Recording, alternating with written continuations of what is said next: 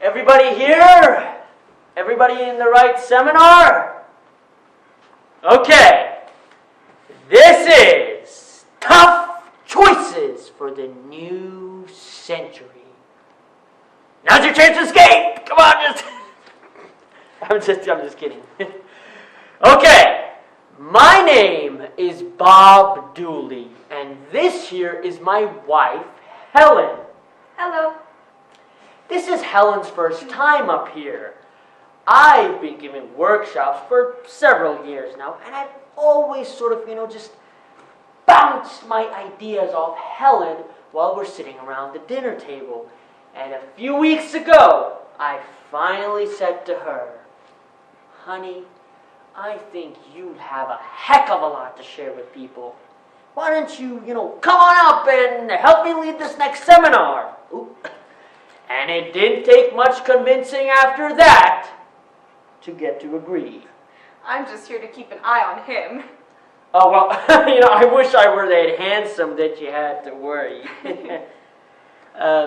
Anyway, we're real lucky to have Helen. And if you take a look at your schedules, did everyone get a schedule? Terrific! If you take a look at your schedules, you'll see that we have a very busy weekend ahead of us. But you'll also have time to use the great many facilities here.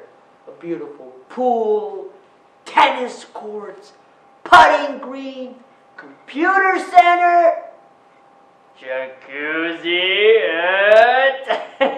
Helen, I know that's where you'll be headed for some quiet time. Oh, you bet, honey.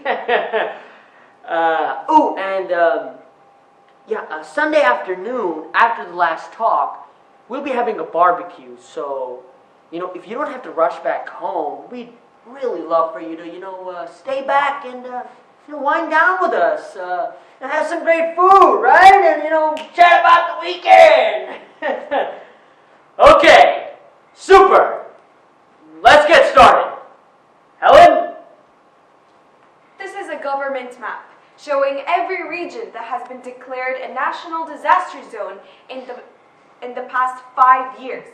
This means that by the year 2050, 1 out of every 5 Americans are expected to be directly impacted by a natural catastrophe. Helen has family all over the United States, and every single one of them has had their homes devastated in one form or another. Helen, you want to maybe, tell us a little bit about that? Well, first my sister Renee and her husband lost their home in Hurricane Katrina. Their roof was ripped off and everything was scattered and thrown into the ocean. All their papers, their family pictures, they were all gone. And then my brother and his family, they live in Iowa. When the floods came, they lost all their livestock.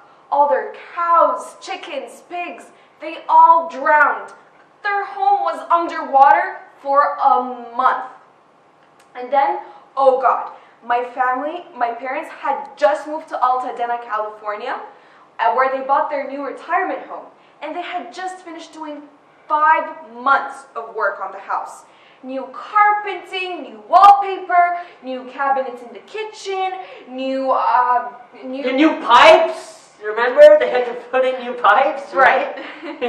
New pipes, that's right. And finally, when the last workman had just left and everything was new and clean and just the way they wanted it, my mother looked at my father and said, "Now, wasn't that all worth it?" And they went to bed that night with big smiles on their faces. And then around 5 in the morning, they were woken up by someone pounding on their door. It was a fireman telling them that the hills were on fire. My parents were told that they had to evacuate. The fire was coming in so fast, my mother didn't even have time to put on her teeth. She said that when they ran out, there was this giant wall of flames coming down from No. She said it looked like a tidal wave from hell. I can tell it, honey. Okay.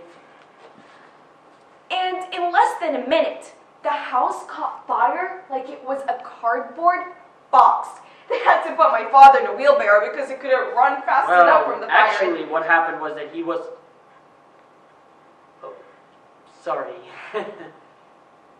Go ahead. Okay, Helen's dad wanted to stay back and hose down their roof. Which was stupid. Yeah, sure. Look, that's not something we'd recommend in a situation like this, but Helen's dad is actually a pretty neat guy. Listen to this.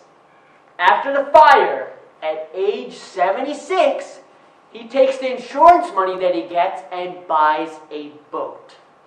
He's already sailed to Hawaii twice. Now, don't you wish that we all had that kind of positive attitude on life? Go ahead, honey. Well, I was going to say that just the year before that, my mother's sister who lives in Northern California,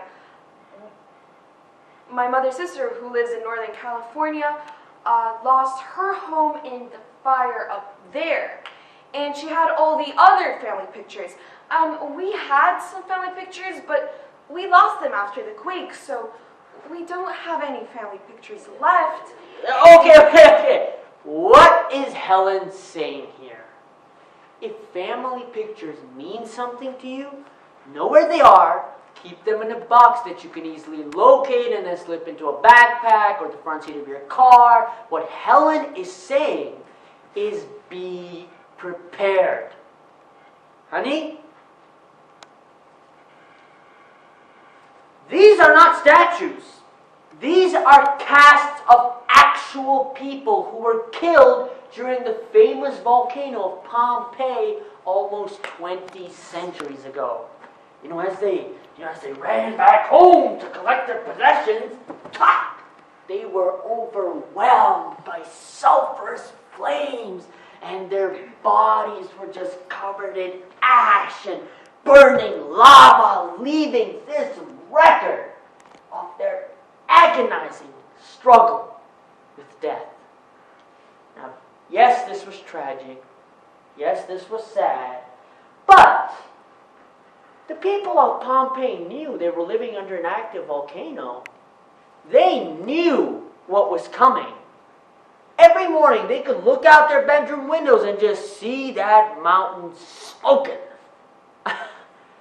What was going through their heads?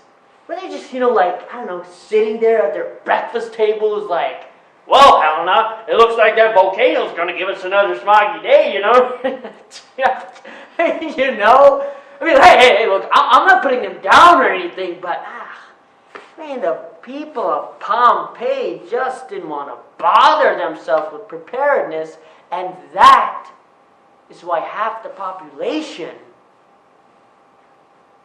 ended up as a museum case.